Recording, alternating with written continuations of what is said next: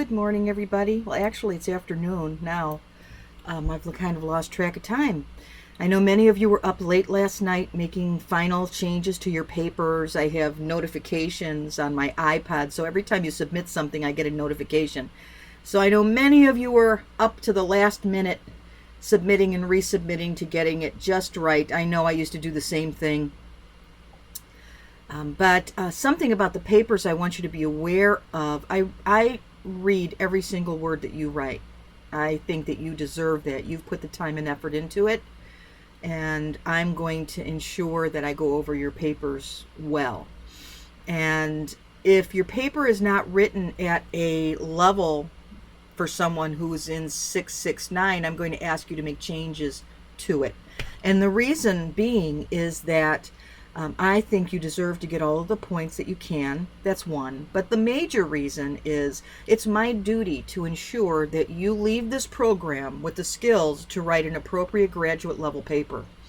And I think to myself, at Nursing 669, you've written lots of papers. You must know how to write a graduate style paper.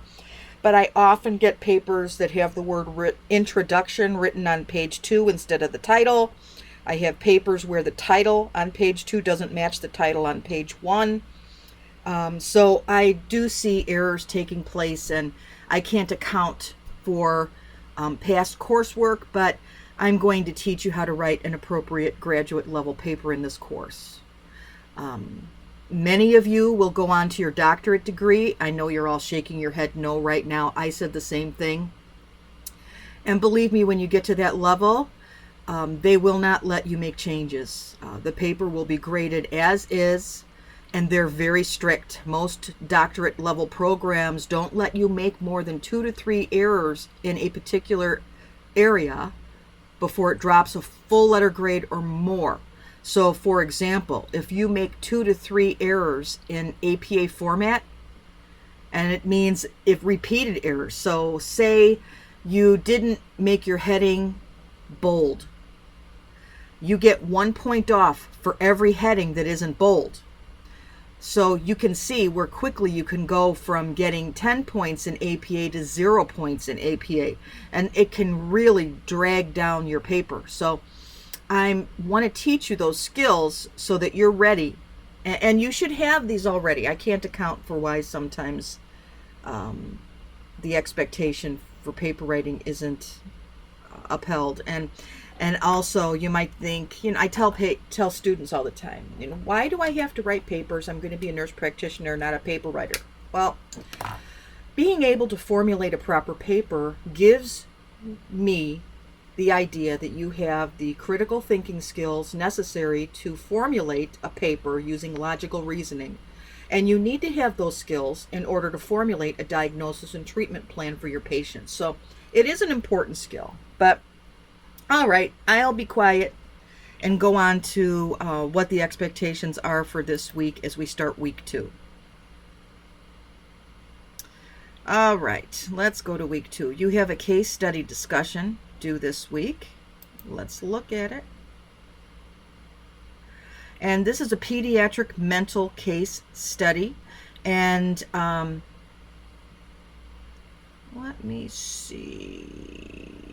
I have to go back here. Yes, this is a group study. So make sure that you follow the directions in your groups, because this is a group assignment. And I know you've done group assignments in the past. The one thing that I want you to do is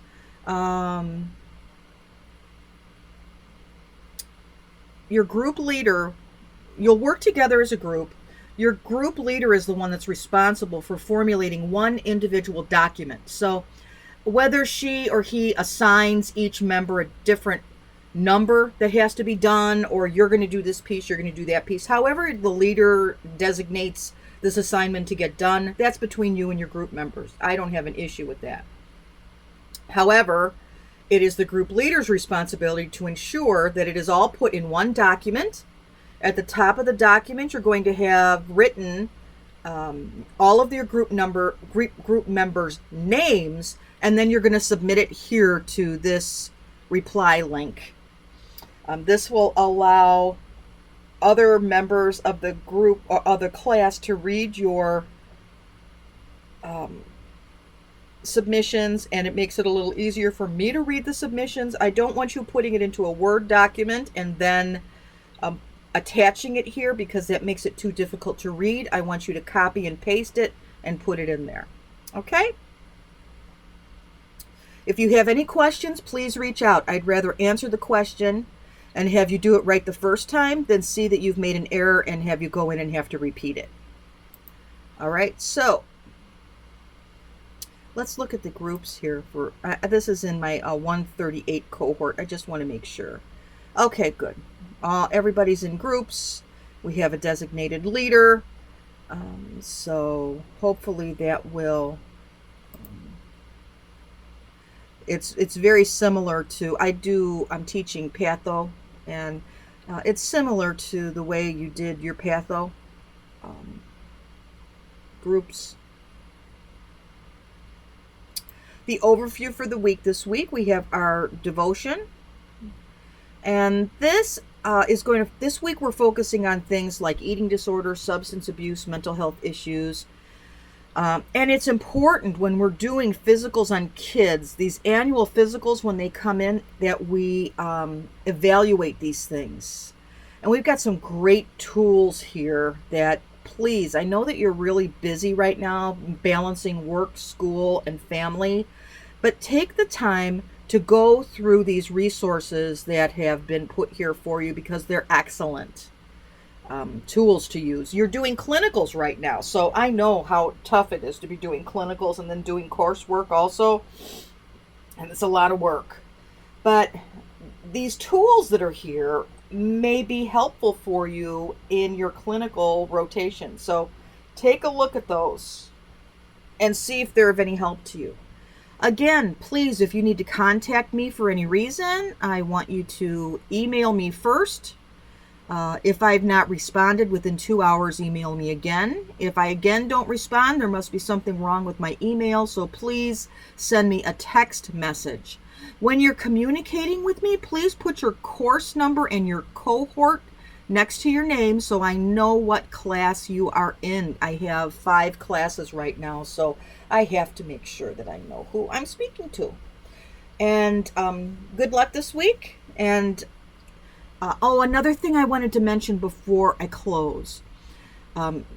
Group work can be challenging sometimes. So before you make that submission, you have to ensure that everybody in the group agrees with what's being submitted. Also, everybody is expected to fulfill their assignment at a high level of performance. So if there are members that are not meeting that expectation, it's the group leader's responsibility to reach out to me and let me know. Now, I don't ever disclose that I've been notified by someone in the group that there's somebody not fulfilling their expectation. But I look, to tell you the truth, I have settings in Canvas that let me see how long people are spending on the computer doing coursework. So if I have someone who has spent 2 hours doing coursework and someone who has spent 10 minutes doing coursework, I generally will send out an email to that person and ask them if there's anything I can do to help them, that I'm worried that they don't have the time to devote to the studies, just to kind of give you an update that maybe you need some help right now getting through. So again, any questions or concerns, please let me know, and don't hesitate to reach out to me. Have a great day.